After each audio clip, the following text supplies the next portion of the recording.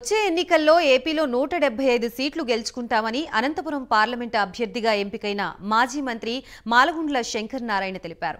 అందర్నీ కలుపుకొని పోతానని సీఎం జగన్ తనపై పెట్టిన బాధ్యతని నెరవేరుస్తానని శంకర్ నారాయణ తెలిపారు. అనంతపురంలో వైఎస్ఆర్ కాంగ్రెస్ విజయానికి కార్యకర్తలంతా తోడ్పడాలని శంకర్ నారాయణ కోరారు.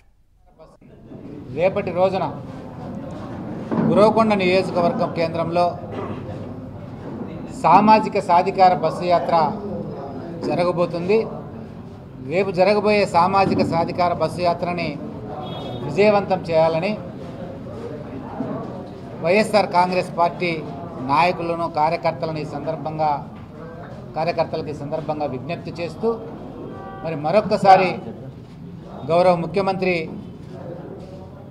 జగన్మోహన్ రెడ్డి గారికి మీ ద్వారా ప్రత్యేకమైనటువంటి ధన్యవాదాలు కృతజ్ఞతలు తెలియజేసుకుంటూ మరి జగన్మోహన్ రెడ్డి గారు నాకు ఏ బాధ్యత అప్పగించినా ఆ బాధ్యతను ఒక క్రమశిక్షణ కలిగినటువంటి